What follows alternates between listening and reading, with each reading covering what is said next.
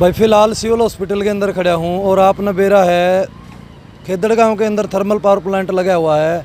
कड़ियाँ कड़ियाँ बिन्ना 2 महीना में 3 महीना में और बड़े बड़े हादसे होते रहे हैं।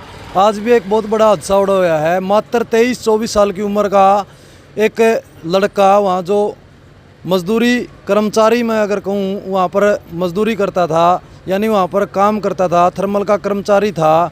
उसके साथ कल बहुत बड़ा हादसा हो गया और बड़ी दर्दनाक जो है उसके साथ घटना हुई है। फिलहाल सिविल हॉस्पिटल में उसकी डेड बॉडी को ला रखा है। आप देख इसको एक बार जूम करके दिखा दे भाई। उनके परिवार वाले यहाँ पहुँच चुके हैं जो आज यहाँ से उसका शव को लेकर के पोस्टमार्टम के लिए हिसार के लिए उसकी डेड बॉडी को ले जाया जा रहा है। और बताया जाने लग रहा है भाई बड़ी दर्दनाक मौत उसकी हुई है। जिस टाइम पर रात को काम कर रहा था उस टाइम पर पट्टियाँ के बीच में वो आ गया और उसके बाद वो जो है एक दर्दनाक मौत उसकी हुई है। कड़ियाँ कड़ियाँ लापरवाही प्रशासन की बार बार वीडियो दिखावा भाई, थर्मल की बार बार वीडियो में दिखा करूँगा आप तीन कि 260 आदमियों का काम हो तो भाई देख लो एक बार। ज़्यादा जूम ना करिए भाई, ज़्यादा दिखा नहीं सकते हम। 260 आदमियों का काम 40-40 आदमियों के ऊपर 20-20 आदमियों के ऊपर थोपया जावा है। इस वजह से जो है उड़ा इतने बड़े बड़े हादसे हुए हैं। पूरे परिवार वाले हैं, कुछ आई विटनेस भी आड़े मौके पर हमारे गला मौजूद है, उनके लिए भी बात कराने का काम कराएंगे कि भाई किस तरह यह घटना घटी है। वो भी आप आओ हमारे साथ। फिलहाल की अगर मैं बात करूँ पोस्टमार्टम के लिए यहाँ से ले जाया जाने लग रहा है, यानी कड़ियाँ लापरवाही का शिकार हर 1-2-3 महीने में जो है थर्मल पावर प्लांट के अंदर हो रहा है। आप तस्वीर में देखने लग रहे हो। परिवार वाले और जितने भी थर्मल कर्मचारी साथी है वो सारे के सारे यहाँ आए हुए हैं। महीने 2 महीने में जो है थर्मल की लापरवाही की वजह से, कर्मचारियों की कमी की वजह से जो है यहाँ घटना घटती है। हमेशा आपको पहले की वीडियो में आपने दिखाई थी, 6 महीने पहले की एक वीडियो आपने दिखाई थी जिसमें 2-3 कर्मचारी थे जो राखी के अंदर जुलूस गए थे, उनकी भी वहाँ पर इसी प्रकार से बड़ी घटना हुई थी। फिलहाल की तस्वीरें आप देखने लग रहे हो। कुछ आई विटनेस मेरे साथ मौजूद है, उनसे बात कराने का प्रयास करूँगा। किस वजह से यह घटना हुई? जी भाई साहब, घटना तो बताऊं मैं। इस तरह का हादसा आज से लगभग 7-8 महीने पहले 18/12/2022 को भी सेम यही हादसा हुआ था। लेकिन उससे बिल्कुल भी ना इससे सुध लेते हुए एक बार फिर वही हादसा दोहराया गया है।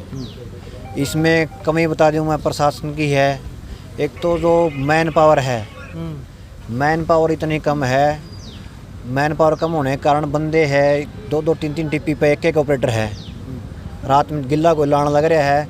50 आदमी की जगह 20 आदमी काम करने लग रहे हैं। प्रेशर इतना वो है, उसमें फॉल्ट है। CSP जो साइट है उस पर कई फॉल्ट ऐसे हैं जो रनिंग में फॉल्टाऊँ रनिंग में सुलझाने करने पड़े हैं। तो उसमें बंदे कम हो, प्रेशर में वो हैं, तो उसके कारण तय ये हादसा होने लग रहा है। वो साथी था जो अपना जो आज परमात्मा ने प्यारा हो गया, रिंकू था, वो भाई बेलचे तक कोयला टाने लग रहा था, बेल्ट रुक रही थी वो। लेकिन वो काम में फायर वाले पानी के प्रेशर से भी उसके है। लेकिन प्रशासन की लापरवाही लगाओ या भ्रष्टाचार लगाओ, वहाँ तक फायर का पानी है वो अवेलेबल नहीं है। फायर के प्रेशर उसका प्रावधान नहीं वो है को फायर के प्रेशर से वो कोयला हटाया जाए, सुरक्षित रहे। लेकिन वहाँ तक पानी भी नहीं पहुँचाया गया है। भाई साहब, जब प्रशासन से बात करें, थर्मल प्रशासन से बात करें तो एक ही चीज़ कही जाए कि वे कर्मचारी की लापरवाही है। कर्मचारी की लापरवाही की वजह से घटना है जी। पहले भी ये थर्मल मैनेजमेंट की कमियों के कारण और उपकरणों की देखरेख न होने के कारण हमारा कर्मचारी हमारे बीच से गुजर चुका है। आज रिंकू भाई का हादसा हुआ है। एक कर्मचारी पहले भी पाँव कट चुका है। जहाँ कर्मचारियों की 6 की आवश्यकता है वहाँ 2 काम कर रहे हैं। कोई लैंडिंग प्लांट है वो बाईपास चल रहा है। कोई भी उपकरण सभी जर्जर हालत में पड़े हुए हैं। यह सरासर थर्मल मैनेजमेंट की नकारा और जो सरकार है नई वो सूद ले रही है। तो हमारे जो कर्मचारी हैं वो 24 घंटे मौत के मुंह में काम करने पे विवश हैं, परंतु थर्मल मैनेजमेंट के कान पे जूं तक नहीं रेंग रही है और नई सरकार के अधिकारी इस तरफ कोई ध्यान दे रहे हैं।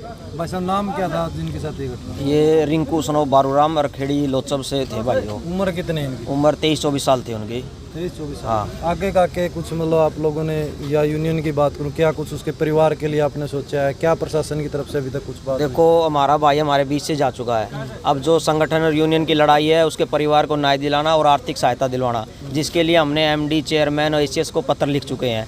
अब हमारी कार्रवाई होगी। अभी बॉडी पोस्टमार्टम के लिए गए हैं और हमारा संगठन खेदड़ थर्मल के सामने सारे कर्मचारी बैठ चुके हैं। जब तक उसको न्याय नहीं मिलेगा हम वहाँ से हटने वाले नहीं हैं। भाई साहब कोई इस मामले की आई विटनेस हो, कोई मौके पे फिलहाल यहाँ मौजूद है? एक दो साथी हैं जो थे, साथ चले गए, वो शायद वो वहीं पे मौके पे थे, बल्कि उसकी बुआ का लड़का जो साथ में काम कर रहा था वो वहीं पे था। अगर हादसों की बात करूँ भाई साहब, बहुत से थर्मल और भी जगह भी लगे हुए। पानीपत की बात करूँ, पानीपत में भी थर्मल है, अपना गोरखपुर में भी और लग रहे हैं, बड़े बड़े प्लांट लगे हुए हैं। खेदड़ थर्मल में इतने हादसे होने का क्या कारण है? खेदड़ थर्मल में ही सबसे ज़्यादा क्यों होता है? सीरियस ना लेना ही इसका मेन कारण है। हादसे तो बार बार होते हैं, हर बार वादा भी किया जाता है कि हम इसकी सुध लेके इसमें इम्प्रूवमेंट करेंगे, लेकिन कुछ भी नहीं किया जाता। 10-15 दिन थोड़ा सा टाइटनेस होती है और फिर वहीं 280 कार्य करते थे पहले, थोड़े से टाइट हुए 350 के पास ले गए, जबकि यहाँ पे बंदों की ज़रूरत है कम से कम 450-500। और अभी भी एमडी और चेयरमैन प्रशासन जो कर रहा है वो क्या कर रहा है, टेंडर को अभी भी मैन पावर से हटाता जा रहा है कि हमें काम चाहिए। काम तो वही हो गया बंधुआ मजदूरी वाला, एक बंदे से चाहे 10 का काम कराओ, कुछ कराओ। जो रूल रेगुलेशन है सारे ख़त्म किए जा रहे हैं। अब नया टेंडर भी 1 महीने के बाद स्टार्ट हो जाएगा, उसमें भी यही हो रहा है कि 250 बंदों से काम लिया जाएगा। तो कम होगा तो मानसिक तौर पे और शारीरिक तौर पे आदमी तंग होगा, तो काम में लापरवाही भी होने के पूरे चांस रहते हैं। और हम अब 4 महीने धरने पे बैठे और बार बार यही अवगत करा रहे हैं कि अनट्रेंड बंदों से या फिर सारी सेफ्टी ली जाए, लेकिन सेफ्टी अभी तक प्रोवाइड नहीं करवाई गई हमारे किसी भी कर्मचारियों को। उस लेवल पे ना ध्यान दिया जाता, इसको एक छोटी सी बात मान के छोड़ दिया जाता है कि कोई बात नहीं हो जाता है। वैसे अगर पोस्टमार्टम की बात करूं, फिलहाल पोस्टमार्टम के लिए बॉडी जा चुकी। पोस्टमार्टम से होने के बाद में, बॉडी आने के बाद में आगे के कुछ आपकी द्वारा और आपकी पूरी यूनियन के द्वारा अगला कदम उठाया जाना?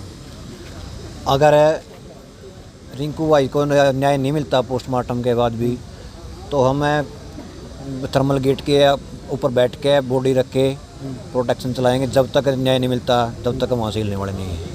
न्याय दिला के हम भाई को वहाँ से उठेंगे, तब तक नहीं उठेंगे। दी है ना, तो ये काम करता था। इसकी रात को एक हादसे में डेथ होगी, उसकी कार्रवाई के लिए उन्होंने दरखास्त दी, उस पर हम कार्रवाई कर रहे हैं। उन्होंने शिकायत पत्र में क्या लिखा? उन्होंने इसकी प्रशासन की लापरवाही के बारे में लिखा, उसकी वेरीफाई करेंगे, तो जो भी कानूनी कार्रवाई बनेगी वो कानूनी कार्रवाई करेंगे उसका। सबको पोस्टमार्टम के लिए भेज सबको पोस्टमार्टम के लिए हिसार भेज दिया है, वहाँ हिसार पोस्टमार्टम करवाने के बाद परिजनों को सौंपा जाएगा। तो भाई आपने पता चला मात्र 23-24 साल का वो लड़का बेरोजगारी की वजह से इतनी तपती धूप और इतनी तपती गर्मी के अंदर थर्मल के अंदर काम करना पड़ा है, और वहाँ पर भी खतरा, यानी 24 घंटे मौत के मुंह में रह करके काम करना पड़ा है। यह चीज़ बार बार मैं वीडियो दिखाया करूँ, तो हमने बार बार कवरेज करी मैंने थर्मल पावर प्लांट की। बहुत से हादसे हुए हैं, आज भी एक हादसे का शिकार एक 23-24 साल का, मात्र 23-24 साल का एक युवा उस हादसे का शिकार होया है। उस परिवार के साथ आज के बीतरी होगी एक लापरवाही, क्योंकि 450 का स्टाफ जहाँ होना चाहिए वहाँ 260-300 का स्टाफ वहाँ पर है। यानी कड़ियाँ भाई काम की वजह से यह घटना घटी। प्रशासन का जो है ऊपर आरोप भी है और बतान भी लग रहे हैं वहाँ के साथी की प्रशासन की वजह से यह हादसा घटा है। तो भाई इस वीडियो ने ज़्यादा से ज़्यादा शेयर करें ताकि इस भाई को न्याय मिल सके, इस भाई के परिवार को जो है थोड़ा सा, जो हादसा हो गया वो तो हो गया, कम से कम इस परिवार को तो सहयोग मिल सके, परिवार को जो इनकी मांग है वो पूरी हो सके। और पोस्टमार्टम के बाद अगली जो रिपोर्ट होगी वो भी आप तक पहुंचाने का काम करूँगा। धन्यवाद, फिर मिलता हूँ।